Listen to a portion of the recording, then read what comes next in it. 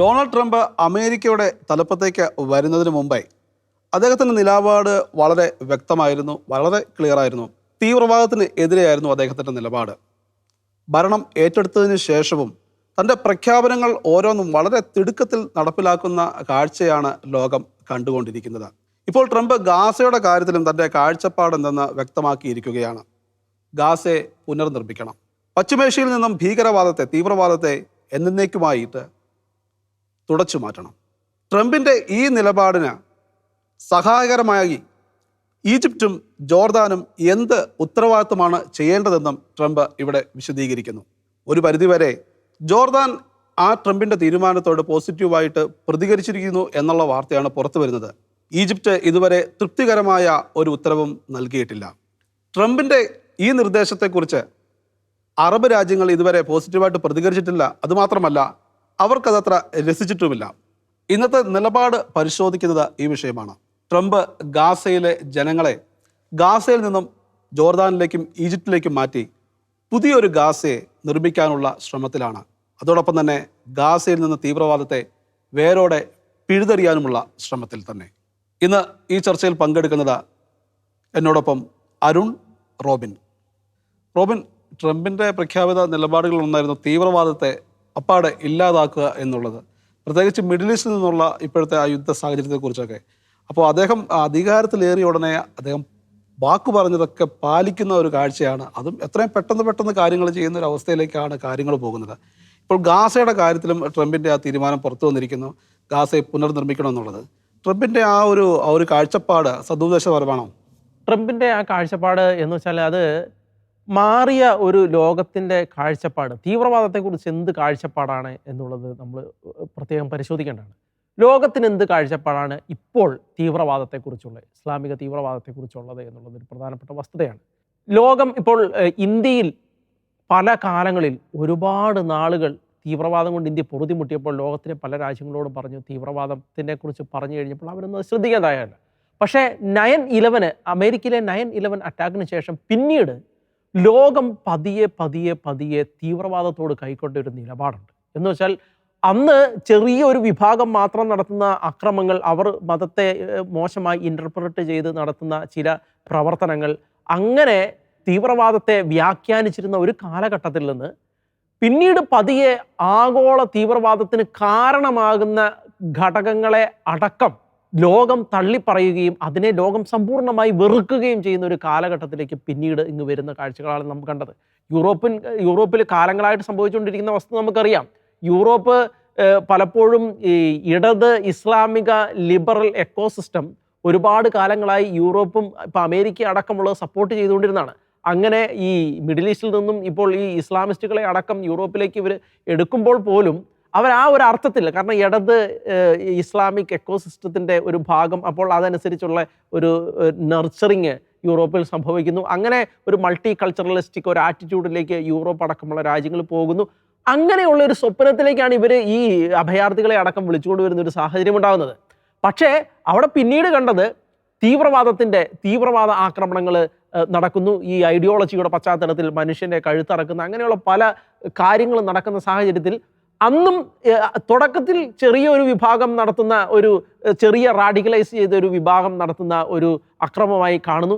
പിന്നീട് പതിയെ ഇതിൻ്റെ എല്ലാ അർത്ഥതലങ്ങളിലേക്കും ലോകം ഇറങ്ങിച്ചെല്ലുകയും അത് ഒരു പ്രത്യേക വിഭാഗത്തിൻ്റെ ഭൂരിഭാഗം ആളുകളിലും ഇത്തരത്തിലുള്ള ഒരു വിഷലിപ്തമായ ചിന്ത ഇഞ്ചക്ട് ചെയ്യപ്പെട്ടിരിക്കുന്നു എന്നുള്ളത് ഇന്ന് ആ രീതിയിൽ നമ്മൾ ഏത് തീവ്രവാദത്തെക്കുറിച്ചുള്ള ഏത് ചർച്ചകൾ എടുത്തു നോക്കിയോ ആര് പറയുന്നത് കേട്ടാലും നമുക്ക് മനസ്സിലാകുന്ന ഒരു കാര്യം, ലോകം ഇന്ന് അത് ഒരു സെപ്പറേറ്റ് വിഭാഗത്തിൻ്റെ മുഴുവൻ ചുമലിലേക്ക് അത് വെക്കുന്ന ഒരു കാഴ്ചയിലേക്ക് മാറിയിട്ടുണ്ടെന്നുള്ളത്. ഇനി അതെല്ലാം കഴിഞ്ഞ് ഇപ്പോൾ ഇസ്ലാമിക രാജ്യങ്ങൾ പോലും ഇന്ന് ഈ തീവ്രവാദത്തെ അവരുടെ രാജ്യത്ത് നിന്ന് ഓടിക്കുന്ന ഒരു അവസ്ഥയിലേക്ക് എത്തിയിരിക്കും. ഇപ്പം ഏറ്റവും ഉദാഹരണം നമുക്ക് പാകിസ്ഥാനെ തന്നെ എടുക്കും. നമ്മൾ തുടങ്ങിയത് ഇന്ത്യയുടെയാണല്ലോ. ഇന്ത്യയിൽ തീവ്രവാദം നടത്തിയ പാകിസ്ഥാനാണ്. ഈ പാകിസ്ഥാൻ്റെ അവസ്ഥ എന്താണ് എന്നുള്ള അവിടെ നിന്ന് തന്നെ വേണേൽ നമുക്ക് തുടങ്ങാം. ഇതിൻ്റെ ഇപ്പോഴത്തെ അവസ്ഥ, താലിബാനിലെ തീവ്രവാദ ഗ്രൂപ്പുകൾ പറയുന്നു പാകിസ്ഥാൻ്റെ ഇസ്ലാം ശരിയല്ല എന്ന് പറയുന്നു. പാകിസ്ഥാനിൽ ചറപറ ആക്രമണങ്ങൾ നടത്തുന്ന സാഹചര്യമുണ്ട്. ആയിരക്കണക്കിന് മനുഷ്യന്മാരെ ഇല്ലാതാക്കുന്ന സാഹചര്യം ഉണ്ടാകുന്നു. എന്ന് വെച്ചാൽ അതുകൊണ്ട് പൊറുതി മുട്ടിയ പാകിസ്ഥാൻ എന്ത് ചെയ്തു? ഈ തീവ്രവാദികളെ മുഴുവൻ രായ്ക്കിനമാനം സ്ഥലം വിട്ടോളെന്ന് പറഞ്ഞ് അവിടുത്തെ സാധാരണക്കാരായ പാവപ്പെട്ട മനുഷ്യർ വരെ പാകിസ്ഥാനിലേക്ക് എത്തിയവരെ അഫ്ഗാനിസ്ഥാനിലേക്ക് ഓടിക്കുന്ന സാഹചര്യം, രായ്ക്ക് രാത്രി ഓടിക്കുന്ന സാഹചര്യം നിലവിലുണ്ട്. എന്ന് വെച്ചാൽ അതുപോലെ തീവ്രവാദത്തെ ലോകം വെറുക്കുന്ന ഒരു ഘട്ടത്തിലേക്ക്, തീവ്രവാദത്തെ സമ്പൂർണ്ണമായി പ്രൊമോട്ട് ചെയ്തിരുന്ന രാജ്യങ്ങൾ വരെ തീവ്രവാദത്തെ എതിർക്കുന്ന ഒരു സാഹചര്യത്തിലേക്ക് എത്തുന്ന സാഹചര്യമുണ്ട്. ഇനിയിപ്പോൾ സൗദി അറേബ്യ അടക്കമുള്ള രാജ്യങ്ങളുടെ കാര്യം എടുക്കാം. അവരടക്കം വഹാബിസം, സലബിസം അടക്കമുള്ള സാധനങ്ങളെ സമ്പൂർണ്ണമായിട്ടും രാജ്യത്തു നിന്ന് ഒഴിവാക്കുന്ന സാഹചര്യത്തിലേക്ക് എത്തിയിരിക്കുകയാണ്. അപ്പോൾ ഇങ്ങനെ ലോകം മുഴുവൻ സമ്പൂർണ്ണമായി തീവ്രവാദം എന്ന ആശയത്തെ ഒരു ചെറിയ ആളുകൾ തുടങ്ങി വെച്ചിരിക്കുന്ന കാര്യങ്ങളാണ് എന്ന് പറയുന്നതിൽ നിന്ന് അത് എക്സ്പാൻഡ് ചെയ്ത് ഇന്നത്തെ കാലഘട്ടത്തിൽ തീവ്രവാദത്തെ സമ്പൂർണ്ണമായിട്ട് എതിർക്കുന്ന ഒരു കാലഘട്ടത്തിലേക്ക് നമ്മൾ മാറിയിരിക്കുകയാണ്. ഈ അവസ്ഥയിൽ നിന്നുകൊണ്ട് ട്രംപിൻ്റെ ഒരു സ്റ്റേറ്റ്മെൻറ്റിനെ നമ്മൾ വിലയിരുത്തുമ്പോൾ ട്രംപ് പറയുന്നത് പലസ്തീനിലെ ജനങ്ങളെ പലസ്തീൻ അവിടെ വീണ്ടും റിവൈവ് ചെയ്യുന്നതിൻ്റെ ഭാഗമായിട്ട് ഈജിപ്തിലേക്കോ അല്ലെങ്കിൽ ജോർദാനിലേക്കോ മാറ്റണമെന്നാണ്. പക്ഷേ ഈ രണ്ട് രാജ്യങ്ങളും ഇത് അംഗീകരിക്കാൻ സാധ്യതയില്ല എന്നുള്ളതാണ് ഏറ്റവും പ്രധാനപ്പെട്ട വസ്തുത. കാരണം എന്താ വെച്ച് കഴിഞ്ഞാൽ ഈ ഈജിപ്ത് ആണെങ്കിൽ ഓൾറെഡി ഫൈനാൻഷ്യലി വളരെ ബുദ്ധിമുട്ടിൽ കഴിയുന്ന രാജ്യമാണ്. ഈ യൂറോപ്യൻ രാജ്യങ്ങളുള്ള അമേരിക്ക അടക്കമുള്ള രാജ്യങ്ങളുടെ സഹായത്തോടെ, അമേരിക്ക അടക്കം പറഞ്ഞിട്ടാണ് IMFിൻ്റെ ഭാഗത്തു നിന്ന് ഇവർക്ക് ലോൺ അടക്കം കിട്ടുന്ന സാഹചര്യം ഉണ്ടായത് ഈജിപ്തിന്. എന്ന് വെച്ചാൽ ഈജിപ്തിൻ്റെ ഇക്കോണമി വളരെയധികം ഫ്രജൈൽ ആയിട്ടുള്ള സിറ്റുവേഷനിലാണ്, കൊളാപ്സിന് അടുത്ത് നിൽക്കുന്ന ഒരു സിറ്റുവേഷനിലേക്കാണ് ഈജിപ്ത് നിൽക്കുന്നത്. ആ അവസരത്തിൽ ഈ പലസ്തീനികളും കൂടി അങ്ങോട്ട് ചെല്ലുന്ന സാഹചര്യം ഉണ്ടായി അവരുടെ ഭരണം തന്നെ താറുമാറായി പോകുന്ന ഒരു അവസ്ഥയുണ്ടാകും എന്നുള്ളതാണ് ഏറ്റവും പ്രധാനപ്പെട്ട അവസ്ഥ. രണ്ടാമത്തെ വസ്തുത, ജോർദാൻ ഇതെടുക്കുമെന്നുള്ളത്. ജോർദാനിലെ രാജാവ് ഒരിക്കലും അത് അംഗീകരിക്കാൻ സാധ്യതയില്ല. കാരണം ആദ്യത്തെ യുദ്ധമുണ്ടായി, ഇസ്രായേൽ അറബ് യുദ്ധമുണ്ടായപ്പോൾ ഈ പലസ്തീനികൾ ജോർദാനിൽ എത്തിയിരുന്നു. അങ്ങനെ കുറേ ജോർദാനികൾ അവിടെ, ഈ പലസ്തീനികൾ ജോർദാനിൽ ഓൾറെഡി ഉണ്ട്. രണ്ടാമത്തെ പ്രാവശ്യം അവരുടെ കയ്യിലിരിപ്പ് കൊണ്ട് തന്നെയാണ് ജോർദാൻ അഭയാർത്ഥികളെ സ്വീകരിക്കാതെ വന്നപ്പോഴാണ് ലെബനോനിലേക്ക് ഈ അഭയാർത്ഥികൾ എത്തുന്ന സാഹചര്യം ഉണ്ടായത്. അതുകൊണ്ട് തന്നെ ഇനി ഒരു ക്രൈസിസ് ഉണ്ടായാലും ജോർദാൻ ഇവരെ എടുക്കുമോ എന്നുള്ള കാര്യം സംശയമാണ്. അത് വളരെ, ഇനിയിപ്പോൾ അമേരിക്കയുടെ അത്ര തീവ്രമായ എന്തെങ്കിലും കാര്യം അമേരിക്കയുടെ ഭാഗത്തുനിന്ന് ഉണ്ടായാൽ എടുക്കും അത്. പക്ഷേ അത് എന്നാലും ജോർദാനിലെ ഭരണ സംവിധാനത്തെ സ്വാധീനിക്കുന്ന, താറുമാറാക്കുന്ന വിധത്തിൽ ജോർദാൻ ഒന്നും ചെയ്യാനുള്ള സാധ്യതയില്ല എന്നുള്ളതാണ് ഏറ്റവും പ്രധാനപ്പെട്ട അവസ്ഥ. ഇനി ഈ തീവ്രവാദികളെ ഏത് രാജ്യം ഏറ്റെടുക്കും എന്ന് ചിന്തിക്കുമ്പോൾ ഇവരെല്ലാം ചിന്തിക്കുന്ന ഒരു കാര്യമുണ്ട്. ഈ തീവ്രവാദികളെ ലെബനോൻ ഏറ്റെടുത്തിട്ട് എന്ത് സംഭവിച്ചു എന്നുള്ളതാണ്. അവിടെ ചെന്നിട്ടും അവർ ഈ ഗാസയുടെ അവസ്ഥ ലെബനോൻ ഉണ്ടാക്കി. ഇന്ന് ഏറ്റവും കൂടുതൽ തകർന്നു കിടക്കുന്ന, ഇസ്രായേലിൻ്റെ രണ്ട് സൈഡിലും തകർന്നു കിടക്കുന്ന സ്ഥലങ്ങൾ എന്ന് പറഞ്ഞാൽ ഒന്ന് ഗാസയും ഒന്ന് ലെബനോനുമാണ്. ഈ രണ്ട് സൈഡിലും ഈ പലസ്തീൻ തീവ്രവാദികളുടെ ഗ്രൂപ്പുകളുടെ ഭാഗത്തു നിന്നുണ്ടായ വീഴ്ചകൾ തന്നെയാണ് ഈ രാജ്യത്തെ രണ്ടിനെയും ഈ അവസ്ഥയിൽ എത്തിച്ചത് എന്നുള്ളതാണ്. അതുകൊണ്ട് തന്നെ ഗാസയിൽ എന്താണെങ്കിലും ഹമാസിൻ്റെ നേതൃത്വത്തിലുള്ള ഒരു ഗവൺമെൻറ്റിനെ അവരെ റിവൈവ് ചെയ്തെടുക്കാൻ ഇസ്രായേൽ സമ്മതിക്കില്ല, അമേരിക്ക സമ്മതിക്കില്ല, അതുപോലെ തന്നെ യൂറോപ്യൻ രാജ്യങ്ങൾ ആരും സമ്മതിക്കില്ല അവിടെ അങ്ങനെ ഒരു ഹമാസിൻ്റെ നേതൃത്വത്തിലുള്ള ഒരു ഭരണ സംവിധാനത്തെ റിവൈവ് ചെയ്തെടുക്കാൻ. അതുകൊണ്ട് തന്നെ പക്ഷേ ഗാസയെ പുനർനിർമ്മിക്കുകയും ആ ജനങ്ങൾക്ക് ആവശ്യമുള്ളത് കൊടുക്കുകയും വേണമെന്നുള്ള ഒരു സംവിധാനം എല്ലാ രാജ്യങ്ങളുടെ ഭാഗത്തു നിന്നും, അറേബ്യൻ രാജ്യങ്ങളുടെ ഭാഗത്തു നിന്നും, അതെല്ലാ രാജ്യങ്ങളുടെ ഭാഗത്തു നിന്നും ഉണ്ടാകുന്നുണ്ട്. കാരണം പലസ്തീനിലെ ജനങ്ങൾക്ക് എന്തെങ്കിലും നല്ല രീതിയിൽ അവരെ റിവൈവ് ചെയ്യുന്ന എന്തെങ്കിലും കാര്യങ്ങൾ ഉണ്ടാക്കിയെടുക്കണമെന്നുള്ളത്. അത് ഏത് രീതിയിൽ ഉണ്ടാക്കിയെടുക്കണം എന്നുള്ളതിൻ്റെ ഒരു ബഹിർസ്ഫുരണങ്ങളാണ് ട്രംപിൻ്റെ ഭാഷയിൽ നിന്നും ഇപ്പോൾ പുറത്തു വരുന്നത്. ഒരു രീതിയിൽ പറഞ്ഞു കഴിഞ്ഞാൽ ഈ രീതിയിലുള്ള എന്തെങ്കിലും ഗാസയിലെ ജനങ്ങളെ മുഴുവൻ വേറെ എങ്ങോട്ടെങ്കിലും മാറ്റി ഹമാസ് തീവ്രവാദികളെ അതിൻ്റെ ഉള്ളിൽ നിന്ന് ഫിൽറ്റർ ചെയ്ത് മാറ്റി ഗാസയെ പുനർനിർമ്മിക്കാനായിരിക്കാം. പക്ഷേ അങ്ങനെ ഒരു പദ്ധതി ഉണ്ടായിരിക്കാം. അതുമല്ലെങ്കിൽ ഇസ്രായേൽ എന്ന് പറയുന്ന സമ്പൂർണ്ണ കൺട്രോളിൽ ഇസ്രായേൽ ഇത് റിവൈവ് ചെയ്തെടുക്കും. പക്ഷേ അന്നേരം ഗാസ സ്ട്രിപ്പ് ഉണ്ടാവില്ല എന്നുള്ളൊരു വസ്തുത കൂടിയുണ്ട്. ഇസ്രായേൽ പ്രധാനമന്ത്രി ബെഞ്ചമിൻ നെതന്യാഹുവും ട്രംപുമായിട്ടുള്ള കൂടിക്കാഴ്ച ഈ ആഴ്ചയിൽ ഇനി വരാൻ പോകുന്നേ ഉള്ളൂ. വളരെ സുപ്രധാനമായ തീരുമാനങ്ങളൊക്കെ അതിനുശേഷം ഉണ്ടാകുമെന്നാണ് ലോകം കാത്തിരിക്കുന്നത്. നമുക്കറിയാം, ഇസ്രായേലിൻ്റെ ഒരു ഭാവി ഗാസയും ആശ്രയിച്ചിരിക്കും ഇനിയുള്ളത്. പ്രത്യേകിച്ച് ഈ ഒരു യുദ്ധാനന്തരം ഗാസ പുനർനിർമ്മിക്കപ്പെട്ടാൽ, അവർ സെറ്റിൽഡായി കഴിഞ്ഞാൽ, അല്ലെങ്കിൽ ആ ഗാസയിലെ ജനങ്ങൾ അരിഷ്ടരാവസ്ഥയിൽ കഴിയുകയാണെങ്കിൽ അത് ഇസ്രായേലിനെ വളരെ പ്രതികൂലമായി ബാധിക്കുന്ന ഒരു സാഹചര്യത്തിലേക്കായിരിക്കും പോകുന്നത്. കാരണം എപ്പോഴും പാലസ്തീൻ ജനങ്ങളുടെ നിസ്സഹായ അവസ്ഥയെ ചൂഷണം ചെയ്തുകൊണ്ട് വളർന്ന ഒരു പ്രസ്ഥാനമാണ് അവിടുത്തെ തീവ്രവാദ പ്രസ്ഥാനങ്ങൾ, ഹമാസ് ഉൾപ്പെടെയുള്ള പ്രസ്ഥാനങ്ങൾ. അപ്പോൾ വീണ്ടും അവർ ആ അവസ്ഥയിലേക്ക് പോകുന്നതായിട്ടുള്ള കാഴ്ചയാണ് കഴിഞ്ഞ കുറേ മണിക്കൂറുകളായിട്ട് നമ്മൾ കണ്ടുകൊണ്ടിരിക്കുന്നത്. ട്രംപിൻ്റെ പ്രസ്താവന വന്നതിന് ശേഷം ഗാസയിലേക്ക് ഒരു ഒഴുക്കാണ്, മനുഷ്യപ്രളയം എന്ന് തന്നെ പറയാൻ നമുക്ക് സാധിക്കും. തെക്കൻ ഗാസയിൽ അഭയാർത്ഥി ക്യാമ്പുകളിൽ ഉണ്ടായിരുന്ന ജനങ്ങളെല്ലാം ഇപ്പോൾ വടക്കൻ ഗാസയിലേക്ക്, നെറ്റ്സാരിം ഇടനാഴി തുറന്നതിന് ശേഷം വടക്കൻ ഗാസയിലേക്ക് പലായനം ചെയ്യുകയാണ്. പോകാനൊരു ഇടമില്ല. കാരണം അവർ വീടുന്ന സ്ഥലത്ത് ഇപ്പോൾ ചാര കൂമ്പാരം മാത്രമേ ഉള്ളൂ. അവിടേക്കാണ് അവർ പോയിക്കൊണ്ടിരിക്കുന്നത്. അപ്പോൾ ലക്ഷ്യമൊന്നുമില്ലാതെ അവരിങ്ങനെ യാത്ര ചെയ്യുകയാണ്. പക്ഷേ അവർ ജീവിക്കാൻ പോകുന്നത് വെള്ളമില്ലാത്ത വലിയൊരു അരിഷ്ടാവസ്ഥയിൽ പട്ടിണിയിലേക്കൊക്കെ പോകുന്നുവെന്ന് ലോകാരോഗ്യ സംഘടന ഉൾപ്പെടെയുള്ളവർ അതിൽ അവർ ടെൻഷനാണ്. അപ്പോൾ ലോകത്തിലെ എല്ലാവർക്കും ഈ ഒരു ഗാസയിലെ ജനങ്ങൾ പുനരുദ്ധരിക്കണമെന്നൊരു ചിന്തയുണ്ട്. പ്രത്യേകിച്ച് ട്രംപ് അത് പറയാൻ കാരണം വെച്ചാൽ ഇസ്രായേലിൻ്റെ ഭാവി ഓർത്തായിരിക്കും ട്രംപ് ഈ കാര്യത്തിൽ ഇങ്ങനെ ഒരു നിലപാടെടുത്തതാണ് നമ്മൾ മനസ്സിലാക്കേണ്ടത്. ജോർദാൻ ഓൾറെഡി അമേരിക്കയുടെ ബേസും അതോടൊപ്പം തന്നെ വലിയ ഫണ്ടിങ് ഒക്കെ അമേരിക്ക ഒഴുക്കുന്ന ഒരു രാജ്യം കൂടിയാണ്. ഈജിപ്റ്റ് ആണെങ്കിൽ ഇപ്പോൾ നമുക്കറിയാം ലേറ്റസ്റ്റായിട്ട് ട്രംപ് എടുത്ത പല തീരുമാനങ്ങളിലും ഇസ്രായേലും ഈജിപ്റ്റിനെയും ഒഴിവാക്കിക്കൊണ്ടുള്ള പല തീരുമാനങ്ങളും ഇപ്പോൾ ട്രംപ് എടുത്തു. അതൊരു പക്ഷേ ഈ ഒരു കാര്യങ്ങളൊക്കെ മുൻനിർത്തിയായിരിക്കാം ഈജിപ്റ്റിനെ അങ്ങനെയുള്ള വലിയ നടപടികളിൽ നിന്ന് ട്രംപ് ഒഴിവാക്കിയത്. ഈ യുദ്ധം ആരംഭിച്ചതിന് ശേഷം ലക്ഷക്കണക്കിന് ആളുകൾ ഈജിപ്തിലും അതോടൊപ്പം തന്നെ ജോർദാനിലും അഭയം തേടിയിട്ടുണ്ട്. പക്ഷേ അവരെയൊക്കെ തിരിച്ചയക്കാൻ വേണ്ടിയാണ് ആ രാജ്യം ഇപ്പോൾ ശ്രമിച്ചുകൊണ്ടിരിക്കുന്നത്. ആ ഒരു സമയത്ത് ട്രംപ് ഇങ്ങനെ ഒരു അഭിപ്രായം പറഞ്ഞപ്പോൾ ഇപ്പോൾ ജോർദാൻ രാജാവ് ഇതിനെ പോസിറ്റീവായിട്ട് എടുത്തു എന്നാണ് ട്രംപ് തന്നെ വെളിപ്പെടുത്തിയത്. പക്ഷേ ഈജിപ്തിൻ്റെ ഭാഗത്ത് നിന്ന് ഇതിനെതിരെ പോസിറ്റീവായിട്ടുള്ളൊരു തീരുമാനം അല്ലെങ്കിൽ ഒരു മറുപടിയോ ഒന്നും വന്നിട്ടില്ല. അരുൺ എങ്ങനെ നോക്കിക്കാണുന്നു ഈ ട്രംപിൻ്റെ ഈ ഒരു തീരുമാനം? അത് ശരിക്കും വർക്കൗട്ട് ആകുമോ? പലപ്പോഴും ട്രംപ് എടുക്കുന്ന പല തീരുമാനങ്ങളെ ട്രംപ് കൊണ്ടുവരുന്ന ഓരോ ആശയങ്ങളെയൊക്കെ അതൊരു മണ്ടൻ ആശയമായിട്ട് അല്ലെങ്കിൽ ഒരിക്കലും നടപ്പാകാത്ത ചില ആശയങ്ങളായിട്ടാണ് പല ലോകരാജ്യങ്ങളും അല്ലെങ്കിൽ പല വ്യക്തികളും എടുക്കാറുള്ളത്. പക്ഷേ ഇപ്പോൾ കഥ മാറി. ട്രംപ് ടൂലിൽ ഇതിനെല്ലാം മാറ്റം വന്നു. ട്രംപ് ഒരു തീരുമാനിച്ചാൽ പിന്നെ അത് നിമിഷങ്ങൾക്കകം തന്നെ അത് നടപ്പാക്കുന്നതാണ് നമുക്ക് കാണാൻ കഴിയുന്നത്. ഇപ്പോൾ ഈ ഒരു വിഷയത്തിൽ പോലും പല രാജ്യങ്ങളിൽ നിന്നും എതിർപ്പുകൾ വരുന്നുണ്ട്. പ്രത്യേകിച്ച് അറബ് ലീഗ് അടക്കം പല രാജ്യങ്ങളിൽ നിന്നും എതിർപ്പുകൾ വരുന്നുണ്ട്. പക്ഷേ ട്രംപ് അത് മുൻപേ തീരുമാനിച്ചതാണ്. കാരണം ഈ ഗാസയിലെ വെടിനിർത്തൽ പ്രഖ്യാപിക്കുമ്പോൾ അതിൻ്റെ ഒരു ട്രംപിൻ്റെ എൻവോയ് ഉണ്ടായിരുന്നല്ലോ, അദ്ദേഹം അന്നേ പറഞ്ഞതാണ് ഗാസയിലുള്ളവരെ ഇന്തോനേഷ്യയിലേക്ക് മാറ്റി പാർപ്പിച്ച് അതിനുശേഷം ഗാസയെ റീബിൽഡ് ചെയ്യുന്നുള്ള കാര്യം പറഞ്ഞതാണ്. പക്ഷെ അന്ന് പല മീഡിയകളും അദ്ദേഹത്തിൻ്റെ ആ തീരുമാനത്തെ പരിഹാസത്തോടു കൂടിയാണ് വരവേറ്റത്. ഇപ്പോൾ ട്രംപ് കുറച്ചും കൂടി നിലപാട് കൃത്യമാക്കിയിരിക്കുകയാണ്. ട്രംപിൻ്റെ ഉദ്ദേശം ഗാസയെ ശുദ്ധീകരിക്കുക എന്ന് തന്നെയാണ്. ക്ലീൻ ഔട്ട് ഗാസ, ഇതാണ് ട്രംപിൻ്റെ പോളിസി. എങ്ങനെ ക്ലീൻ ചെയ്യും? എങ്ങനെ ഗാസയെ ക്ലീൻ ചെയ്യും? ഗാസയെ ക്ലീൻ ചെയ്യണമെങ്കിൽ ഗാസയിൽ നിന്ന് തീവ്രവാദികൾ പൂർണ്ണമായിട്ട് ഒഴിവാക്കപ്പെടണം. അത് ഗാസയെ സംബന്ധിച്ചിടത്തോളം, ഇസ്രായേലിനെ സംബന്ധിച്ചിടത്തോളം അതൊരു പ്രാക്ടിക്കലല്ല. ഇത് റോബിൻ പറഞ്ഞ ഒറ്റ സൊല്യൂഷനേ കാണുന്നുള്ളൂ. ഗാസ സ്ട്രിപ്പ് പോലും ഇല്ലാതാക്കിയാൽ പോലും അവിടെയുള്ള അവശേഷിക്കുന്നവർ ആരെങ്കിലും ഉണ്ടെങ്കിൽ അത് തീവ്രവാദിയായിരിക്കും. അതാണ് ഗാസയുടെ അവസ്ഥ. അതായത് അവർ ജനങ്ങളുമായിട്ട് അത്രയധികം മിങ്കിൾ ചെയ്ത് കഴിഞ്ഞു. ഇപ്പോൾ ജനം ഏത് തീവ്രവാദി ഏത് എന്നറിയാൻ പറ്റാത്ത ഒരു അവസ്ഥയാണ് ഇപ്പോൾ ഗാസയ്ക്കുള്ളത്. ഇനി ട്രംപിൻ്റെ ഒരു തീരുമാനത്തെ നോക്കുകയാണെങ്കിൽ അതിനൊന്ന് പോസിറ്റീവായിട്ട് കാണാൻ കൂടി നമുക്ക് സാധിക്കണം. കാരണം ഗാസയിലെ ജനങ്ങളെ സംബന്ധിച്ചിടത്തോളം ഇന്ന് ലോകത്തിൽ ഏറ്റവും കൂടുതൽ ദുരിതം അനുഭവിക്കുന്ന ഒരു ജനത ഏതാണെന്ന് ചോദിച്ചാൽ അത് ഗാസക്കാരാണ്. ഈ ഗാസയിലെ ജനങ്ങൾക്ക് അവരുടെ ദുരിതത്തിന് രക്ഷപ്പെടാനുള്ള ഒരു വഴി എന്ന് പറഞ്ഞാൽ ഈ ഹമാസ് ഇല്ലാത്ത ഒരു ലോകമാണ്. ഹമാസ് ഇല്ലാത്ത ഒരു ലോകം സൃഷ്ടിക്കാൻ ഇസ്രായേൽ ശ്രമിച്ച് പരാജയപ്പെടുന്ന ഒരു കാഴ്ചയാണ് കാണുന്നത്. അവരുടെ ടോപ്പ് ലീഡേഴ്സിനെ എത്ര എണ്ണത്തെ കൊന്നാലും വീണ്ടും അവർ ശക്തി പ്രാപിക്കുകയാണ്. അപ്പോൾ ഇതിനൊരു സൊല്യൂഷൻ ഉള്ളത്, ഒന്ന് ഹമാസിനെ ഗാസയിൽ നിന്ന് പുറത്താക്കണം, രണ്ട് ഗാസയിലെ ജനങ്ങളെ ഡീറാഡിക്കലൈസ് ചെയ്യണം. ഹമാസിനാൽ റാഡിക്കലൈസ് ചെയ്യപ്പെട്ട ഗാസയിലെ ജനങ്ങളെ പൂർണ്ണമായിട്ട് ഡീറാഡിക്കലൈസ് ചെയ്യണം.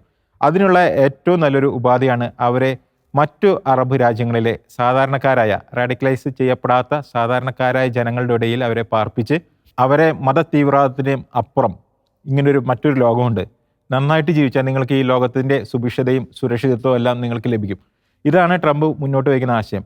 അപ്പോൾ അതിനായിട്ടാണ് ട്രംപ് ഈജിപ്തിനോടും ജോർദാനോടും ഈ ഒരു റിക്വസ്റ്റ് അല്ലെങ്കിൽ ഈ ഒരു ആവശ്യം ഉന്നയിച്ചിരിക്കുന്നത്. നമുക്കറിയാം ഇപ്പോൾ ലോകത്ത് എവിടെയെല്ലാം യുദ്ധം നടന്നിട്ടുണ്ടോ അവിടെ നിന്നെല്ലാം പലായനങ്ങൾ ഉണ്ടായിട്ടുണ്ട്. സിറിയയിൽ യുദ്ധം ഉണ്ടായി. അപ്പോൾ അവിടെ നിന്ന് കൂട്ടമായുള്ള ഒരു പലായനം നമ്മൾ കണ്ടതാണ്. അവരെല്ലാവരും യൂറോപ്പിലോട്ടാണ് എത്തിയത്. അപ്പോൾ ലോകം മുഴുവൻ പറഞ്ഞത് യൂറോപ്പിനോട് ഈ അഭയാർത്ഥികളെല്ലാം സ്വീകരിക്കാനായിരുന്നു. അതല്ലാതെ അവർ സിറിയയിൽ സമാധാനം കൊണ്ടുവരുന്ന കാര്യത്തെക്കുറിച്ചല്ല സംസാരിച്ചത്. സിറിയ അങ്ങനെ കത്തട്ടെ, പക്ഷേ അഭയാർത്ഥികളായി വരുന്നവരെ മുഴുവൻ യൂറോപ്പിലോട്ടേക്ക് ഡംപ് ചെയ്യുക, ഇതായിരുന്നല്ലോ അവർ പറഞ്ഞത്. പക്ഷേ ഇപ്പോൾ ഈ ഗാസയിൽ യുദ്ധം ഉണ്ടായിട്ട് ഇത്രയധികം മരണങ്ങളുണ്ടായി, ഇത്രയധികം നഷ്ടങ്ങൾ അവിടെ ഉണ്ടായി. എന്നിട്ട് ഈ ഗാസയിലെ ജനങ്ങൾക്കായിട്ട് ഏതെങ്കിലും ഒരു മുസ്ലിം രാജ്യം പറഞ്ഞിരുന്നോ കുറച്ച് പേരെങ്കിലും ഞങ്ങളുടെ അവിടെ വന്ന് നിൽക്കൂ, യുദ്ധം ഒന്ന് കഴിഞ്ഞിട്ട് നിങ്ങൾക്ക് മടങ്ങി പോകാം? അങ്ങനെ ഉണ്ടായില്ല. ഈജിപ്ത് പോലും, ഇസ്രായേലിനോട് അത്രയും മടുപ്പ് പുലർത്തുന്ന ഈജിപ്ത് പോലും അവരുടെ അതിർത്തി, റാഫ അതിർത്തി അടച്ചിടുകയാണ് ചെയ്തത്. ഒരു രാജ്യത്തിലേക്കും ഈ പാലസ്തീൻകാർക്ക് രക്ഷപ്പെടാൻ സാധിക്കാത്ത രീതിയിൽ അവരുടെ എല്ലാ അതിർത്തികളും, ഈജിപ്ത് ആയിക്കോട്ടെ ജോർദാൻ ആയിക്കോട്ടെ, അവരെല്ലാം അടച്ചിടുകയാണ് ചെയ്തത്. എന്നിട്ടും ഈജിപ്തിലോട്ട് ഏകദേശം 100,000-ഓളം പേര് രക്ഷപ്പെട്ടു എന്നാണ് പറയുന്നത്. അപ്പോൾ ഇവരുടെ ലക്ഷ്യം എന്താണ്? സിറിയയിൽ യുദ്ധം ഉണ്ടാകുമ്പോൾ അഭയാർത്ഥികളെല്ലാവരും യൂറോപ്പിലേക്ക് പോകണം, യൂറോപ്പ് അവരെ എല്ലാവരും കൈനീട്ടി സ്വീകരിക്കണം. പാലസ്തീനിൽ ഒരു യുദ്ധം ഉണ്ടാകുമ്പോൾ അല്ലെങ്കിൽ ഗാസയിൽ ഒരു യുദ്ധം ഉണ്ടാകുമ്പോൾ അവരെല്ലാവരും അവിടെ തന്നെ കിടന്ന് മരിക്കണം, അല്ലെങ്കിൽ അവിടെ തന്നെ അവർ കിടക്കണം. ഇത് എന്ത് നിലപാടാണ്? ഇതാണ് ആഗോള അജണ്ട എന്ന് പറയുന്നത്. അവരെ സംബന്ധിച്ചിടത്തോളം രണ്ട് കോസാണ്. സിറിയയിൽ യുദ്ധം ഉണ്ടാക്കുന്നത് യൂറോപ്പിനെ ഇസ്ലാമവൽക്കരിക്കാനാണ്, ഗാസയിൽ യുദ്ധമുണ്ടായാൽ അവിടെയുള്ള പാലസ്തീൻകാർ പിടിച്ചു നിൽക്കേണ്ടത് അവരെ സംബന്ധിച്ചിടത്തോളം എല്ലാ കാലത്തേക്കും ഇസ്രായേലിന് അവരൊരു ത്രെറ്റായിരിക്കണം, അല്ലെങ്കിൽ ഇസ്രായേലിന് അവരെന്നും ഒരു ഉപദ്രവമായിരിക്കണം എന്ന ഒറ്റ ലക്ഷ്യത്തോടു കൂടിയാണ്. അപ്പോൾ ഈ ആഗോള അജണ്ട കൃത്യമായിട്ട് ട്രംപിന് തിരിച്ചറിയാം. ലോകത്ത് പല രാജ്യങ്ങളിലും യുദ്ധം ഉണ്ടായപ്പോൾ അവിടെയെല്ലാം അഭയാർത്ഥികൾ ഉണ്ടായിട്ടുണ്ട്. ഈ അഭയാർത്ഥികളെല്ലാം ലോകരാജ്യങ്ങൾ സ്വീകരിച്ചിട്ടുണ്ട്. അന്ന് സ്വീകരിക്കാൻ വേണ്ടി മുറവിളി കൂട്ടുന്നവർ ഗാസയുടെ വിഷയത്തിൽ മാത്രം നിശബ്ദത പുലർത്തുമ്പോൾ ട്രംപ് പറഞ്ഞത് കറക്റ്റാണ്. അന്ന് ലോകം പറഞ്ഞ അതേ വാക്ക് തന്നെയാണ് ട്രംപ് പറയുന്നത്.